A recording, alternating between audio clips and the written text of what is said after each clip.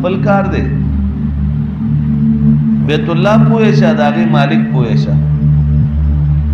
زه خو صرف د خپلو اوښانو تپوس له راغلی یم زما 200 اوښان تاسو پټ کړي دي د غل زامنو ابرهه چې کوم جرنیل و حناطه حمیري هغه عبدالمطلب ته پیشکش وکړو چې زه تا سره ملاقات کول غواړم عبدالمطلب سره هغه ملاو شو چونکې څه وخت کې چې دا د ابرهه فوج راتلو نو په لاره کې چې د چا چا به څاروي و هغه به تختول ځان سره نو د عبدالمطلب هم 200 اوښان بوتلي کله دی راغله حناطه حمیري عبدالمطلب ته وی چې ابرهه ملاقات کول غواړي د یمن گورنر ورته وی ټیک دی چې لاړو یمن گورنر ابرهه دی خو خپل تخت او نخې جوړو خو د خپل تخت نه دل راکوش چې د ابرهه وجاهت ته وکتل دغه عبدالمطلب وجاهت ته وکتل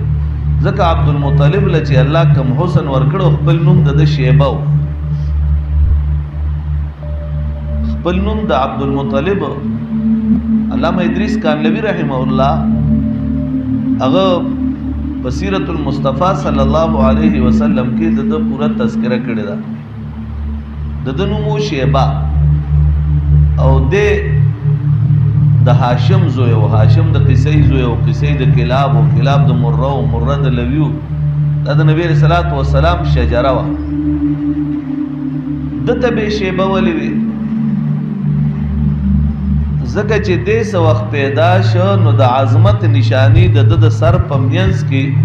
یو سپین ویخته الله د عظمت نشانی د درایسته هغه د نبی علیہ الصلوۃ والسلام نشانی و او دل الله حسن و جمال هم ډیر عجیب ور کړو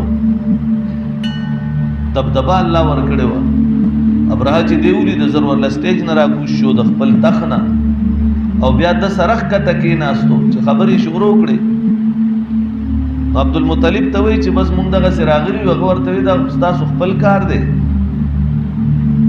بیت الله پوهه شه د هغې مالک پوهه شه زه خو صرف د خپلو اوښانو تپوس له راغلی یم زما 200 اوښان تاسو پټ کړي دي د غل زامنو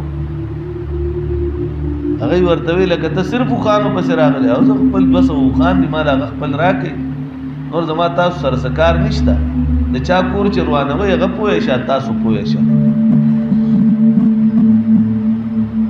ابرهه وی مونږ خو ډېر دروند انسان ګڼلو ډېر صاحب عظمت هم ګڼلو لیکن دی خو ډېر کمزوری سړی وختو دی د خپل بیت الله ډو تپوس نه کوي داسې سردار دی د باندې صرف د خپلو اوښانو لانجه پرته ده په سر هغه ورته وی او زه خو صرف خپلو اوښانو پسې راغلی ابرهه وی بس دله خپل اوښان ورکړي عبدالمطلب له خپل اوښان ورکړل